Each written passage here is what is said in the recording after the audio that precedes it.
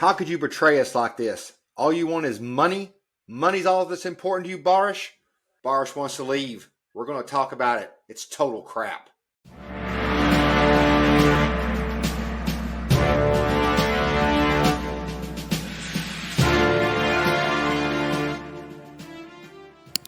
Welcome back to the Galatasaray Show. I'm Brad. This is Serkan. We had planned on having a totally different episode today. An episode more centered around how will Osimhen and Icardi play together? What will that team look like? What kind of transfers do we need? Then, what happened? This fake freaking club, NOEM? Is it NOEM? N-O-E-M? It's not even a freaking word.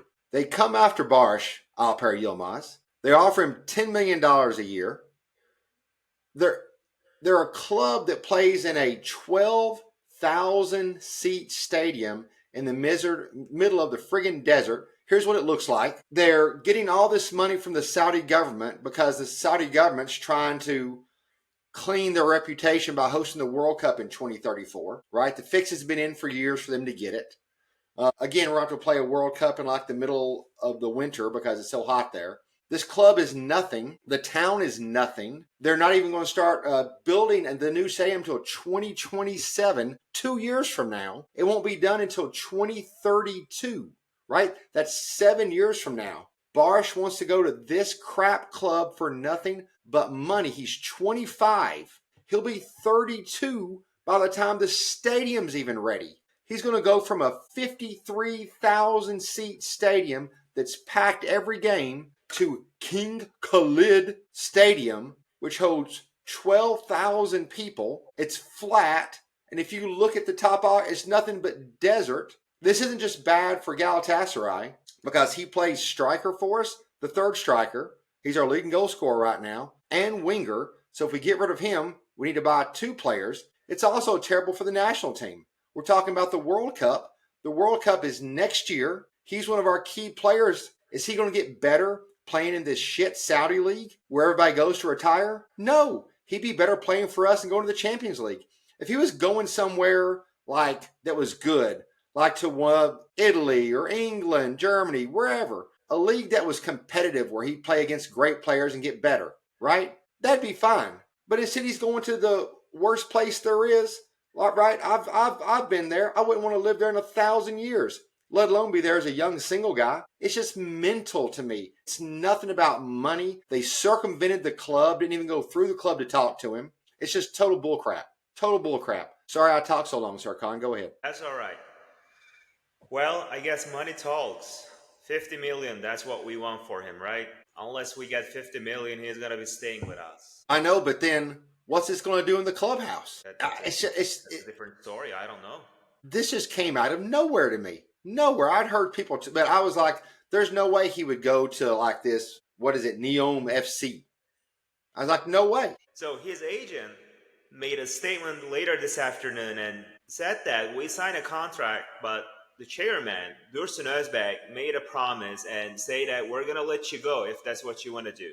But we only have 10 days left till the transfer window ends, and we don't have any players on our transfer list. I mean, who's going to replace Barış at this point? We only have 10 days left, and I'm not blaming Barış or I'm not blaming the other club. I'm just kind of shocked that he wants to leave for no reason. I mean, yeah, money talks. He's going to be making 4 times of what he's making right now. I'm not blaming him, but dude, there's only 10 days left. So when you say 10 days less, you mean 10 days left until we have to register our Champions League squad? Absolutely. Yeah. We have till September 11th till the transfer window closes in Turkey. Yeah, well, we don't care about it. I mean, right. We said that like at least 10 different times in our videos. We care about the Champions League. So that's why we're setting that deadline. And then 29th or the 30th is the day that we need to submit our roster, right? Right. And well, here's the bigger problem. We're having such a problem and challenge transferring players. We still don't have the right back. We still don't have the keeper. We released our last video about this exactly a week ago. It's a week later, and all we've done is sell more players. And you saw Okan Buruk sat down with TV 100 did an interview. He said, we've sold a lot of players. That's what no one's talking about when they were asking about the transfers. Well, it's great we're selling players. We needed to, but then we're not turning around and we're not buying anybody. And then Dusan Özbek had a press conference this morning, which seemed insane to me. He said that we haven't signed a keeper because we were surprised that Muslera was leaving. He thought in some fantasy land Muslera was going to change his mind and stay. And instead of like being a great leader and, okay, I'm not sure if he's going to stay, let's start working on this, he just said screw it and didn't do anything and waited for Muslera like just to move back to Uruguay. And so now we still don't have the keeper because of poor planning. And look, when you're not aggressive in your transfers and then something surprising like this happens, you're screwed. It's kind of like somebody that doesn't save a lot of money, right? They spend it, and then when their washing machine breaks, they can't afford to buy one. That's us. We're a poor planning household right now. Let's just forget about all these transfers. Let's just focus on Barış. We already have those existing problems that we've been talking about for the past 3 weeks, 4 weeks. We're adding another problem to the list. When Barış leaves, no one else in our squad, but no one else can replace him, right? No. We all agree on that. We're on the same page. Okay, so let's dive into the transfer market. Who are we going to bring? We only have like 10 days left, right? Well, not only that, right? We 10 days. We don't. We still don't know if Zaniolo's staying. He's going. So that guy from Twitter, Fabrizio, he just released a tweet and said that the Italian team is interested in making a deal with Zaniolo. So, but we haven't made any agreements yet. So we're still discussing the terms and the fees and everything. So Barış is going to leave. That's what it looks like. Zaniolo, I don't know if he wants to leave or not. Maybe he wants to play in the Champions League. Who knows what? Then we're gonna be left with who? I mean, Yusuf. Who's gonna play winger? Who's gonna play striker? Who will be our first striker? All right. So one thing people have talked about outside of like the Galatasaray camp is where is everyone going to fit? When you've got Yunus, when you've got Sanye, when you've got Icardi, when you've got Osimhen, when you had Barış. Barış leaving solves a little bit of a problem. It's not as crowded because you can't play Barış, Sanye, Osimhen, and Yunus all at the same time. There's just nowhere to put them. And so Barış was our winger, but if he's our winger, then Sanye's not going to play or Yunus isn't going to play. And Barış is our third option as striker. He'd maybe play there in the Turkish Cup or move over if there's a substitution. So it kind of clears that up a little bit. But the big problem I have is selling Barış. He does. He plays two positions. He plays winger, so he can come in for Sanye or move over there. And he can move into let's say we're behind, right? Instead of bringing another striker in, Barış can just drift over into the middle and be a more integral part of the attack. You don't have to even substitute, right? Where are you going to find another player like that? And the bigger problem, I tweeted about this yesterday, is he's been a part of the team for 4 years now, starting for 4 years. So he's played a ton with Icardi. He's played a ton with Yunus. He played all last year with Sara. He's played a ton with Torreira. And they know how they move, the speed, where they like the ball. You're going to lose all that chemistry, and you're going to bring somebody in, and we're going to have a Champions League game like in 2 weeks. And this person, just like we talked about Sanye. Sanye's not a bad player. He just doesn't have the timing down. You remember Osimhen when he came, what did we call him for a while? We called him offside man because he just didn't have his timing down with our wingers. Once he got the timing down, what happened? Goals, goals, goals, goals, goals. Well, we're going to bring these people in, and Barış may not be the best passer, but he's gotten better, and at least he knows when to do it.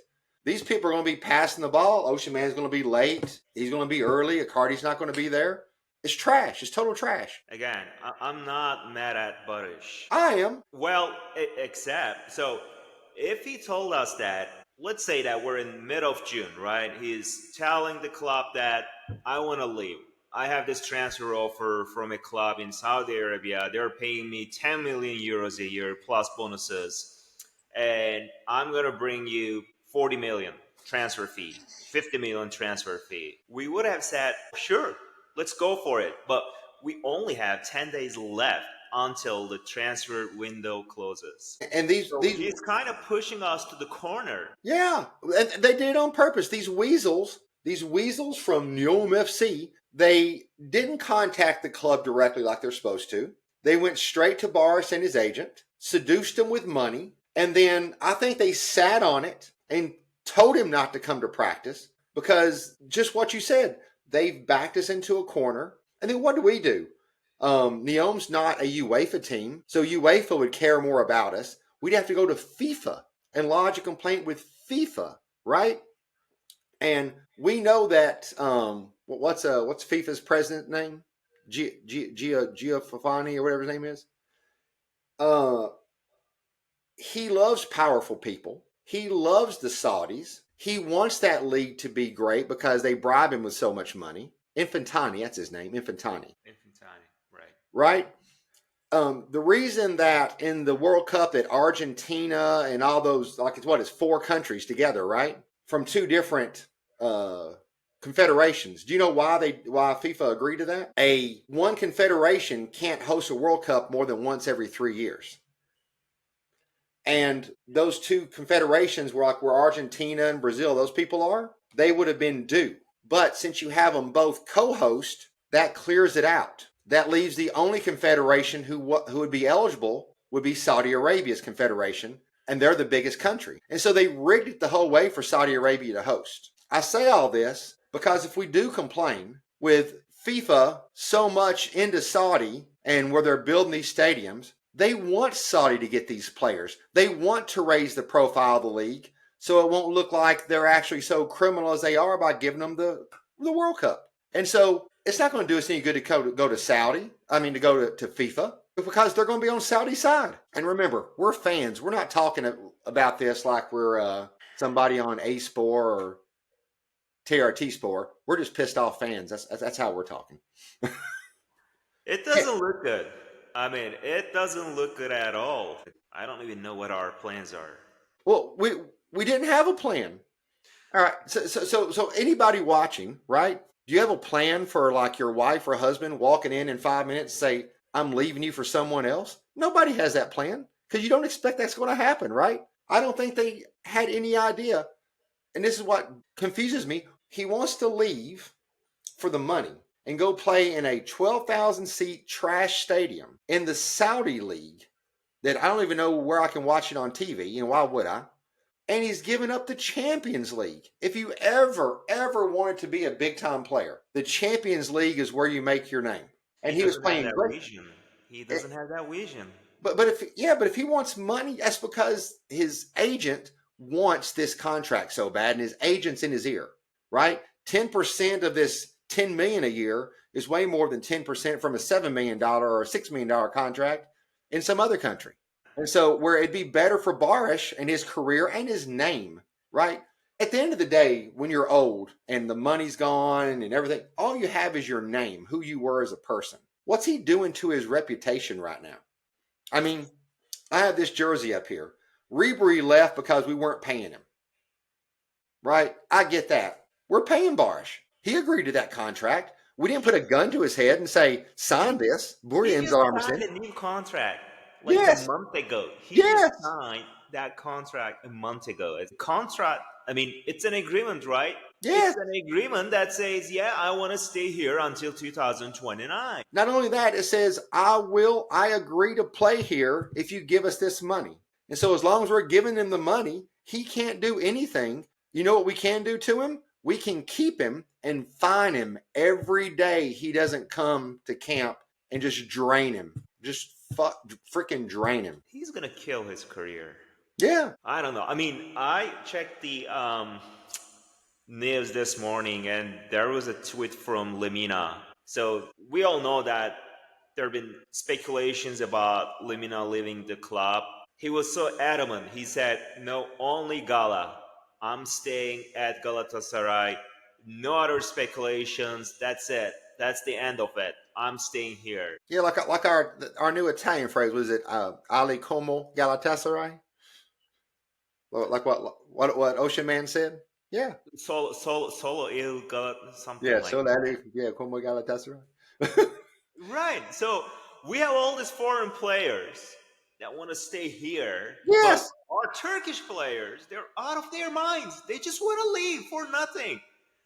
Kerem left Galatasaray 3 days before the transfer window closed. Mm-hmm. He said, I want to play in Europe. I respect that. Yeah, I yeah. respect that. He only played for 8 months, 9 months for Benfica. Now he is playing games I to miss my become a mama. part of Fenerbahce's team. I miss my mama. I want to come home. Right. You left the club because you wanted to play in Europe. Now you're coming back in 8 months and you're going to be playing at one of our rivals. One of our rivals, our only rival.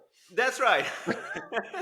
Yeah, I'm with you when now it's kind of like me, but when foreigners are more loyal to your club than Turks, that's a problem. That is a problem. I agree. And so the only good thing here is if Boris leaves, and this is what we learned a lot from negotiating with De Laurentiis.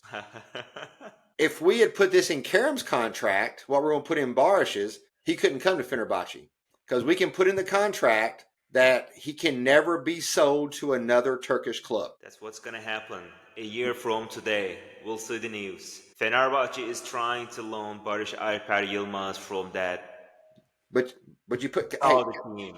because hey, look, we know he's not going to be unhappy there. We were all young and single at one point. Do you want to go to a country where all the single women look like this? No. Do you want to go to a country when you go down to the market, there's not rucka or beer? That's what he's going to. There's so much to talk about.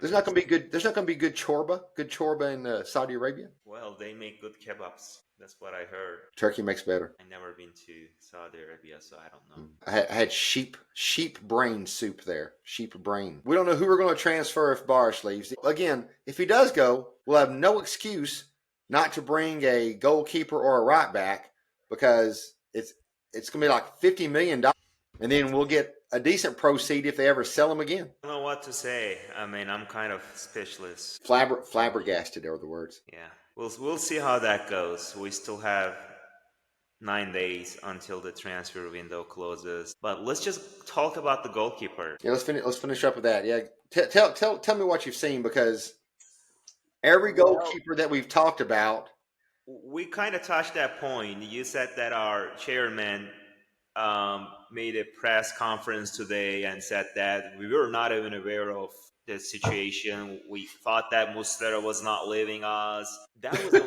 like back in November 2024. What are you talking about? What are you talking about? Napios and Jan Napios. We don't live in the same world. I mean, that has been on the news for the past 11 months. Freaking 11 months. If I knew it and you knew it, that means everybody had to know it. He's saying that, well, we're still in the transfer market. We're trying to bring a player that fits our squad and everything. So apparently we have a few players on the list, and one of them is the Manchester City's goalkeeper, Ederson, and then PSG's goalkeeper. I don't think we have enough funds to transfer him, so we're not going to talk about him. There are players. Well, the only way we get Ederson is if Donnarumma goes to City. That's a complicated story. So my understanding is that there is not a deal that has been made between those two clubs. So apparently Guardiola doesn't want that goalkeeper in his team. So that's a little bit complicated. But again, these are all like speculations. We don't know. So I was reading the news this morning and two names popped out. The first goalkeeper is the goalkeeper from Olympiacos, Tzolakis. Yeah, we talked about him a few weeks ago. Right, and the second one is Lemons. So Lemons, he plays in Belgium, and I have taken some notes here. I'm going to go over my notes and share what I think about those players. So Tzolakis, we all know that he plays in Greece, where defenses are usually tighter compared to Belgium. So games in Belgium, they're more open, right? The only drawback about Tzolakis, I mean, he's very quick in short spaces inside the 6 yard box with his feet and his steps. But sometimes he hesitates to leave his line and comes out late. In fact, this is the problem that we've been having with Gunai. Lemons, he's quick. He controls the 6 yard box well, but he struggles in 1 versus 1 from wide angles, but positions himself well against long shots. Those are my findings about those two goalkeepers. Again, those are the things that I've been reading. But Lemons, the Belgian goalkeeper, I think he wants to transfer to Europe. I know that there are a few teams that want him in the team. That guy is only 22, 23 years old. So I don't think he's going to come to us because he's wanted by other big clubs in Europe. But again, money talks. If he's making 500,000 euros in Belgium, and if you offer him 5 million, that's like 10 times of what he's making right now. So we may bring him here if we happen to offer him a good salary. Let me ask you this. We do have a keeper who's good. Don't you think the right back, which we don't have, should be the more pressing transfer? I don't know. Would you rather go into the Champions League with a new keeper that we just signed and no world-class right back, or a keeper that we already have and a much better right back? I'm in the right back camp myself. If you've got a good defense in the back, your goalkeeper can be a little less world-class. If you have a poor defense, you need a world-class goalkeeper. So if we get the right back, our defense gets a lot better, which allows your goalkeeper, if they're only getting 2 shots on goal and your goalkeeper stops those, you're going to win. Right. Another note that I took, Lemon's team, they faced many shots last season, and he conceded the second most goals in the league. Yikes. Even with a weak defense, Lemons had the best goal prevented rate among all goalkeepers. It was like the ratio was like 15 to 8 or something like that. We have those two goalkeepers. They're promising. Both players are young, 22 and 23 years old, and apparently they will feel pressure if they come to Turkey.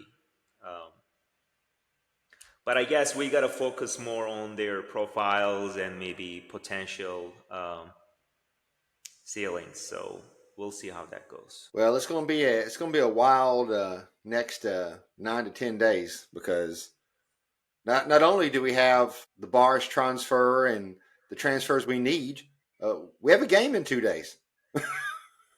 No one talked about that game. The season has started. We're playing Kaiser. We're away at Kaiserspor on Sunday, and if you think that this whole Barış thing isn't going to be a distraction in that game, you're crazy. This is a huge distraction. This guy's currently our leading scorer. You have to have an X amount of Turks on the field. He's a Turk. He's from the youth system, and so this complicates the locker room and it complicates the lineup. Will we still beat Kaiserspor? I think we will, probably like 3-1. But again, these are just distractions. A team like ours that wants to win so much just doesn't need all this Saudi oil money. Yeah. Well, Osimhen is ready to play, so we have a striker to play. Oh, we do, and Icardi can play too. Well, he may just come on the second half. Probably. Yeah. All right, that's our episode. It's complicated days, everybody. If you enjoyed the video, please give us a like, subscribe. That always helps, and leave us a comment. Do you think Barış is right to leave and get the money as a young player, or do you think he's in the wrong the way he's doing it and like trying to screw us in the last like 10 days of this transfer window? So, thanks everybody.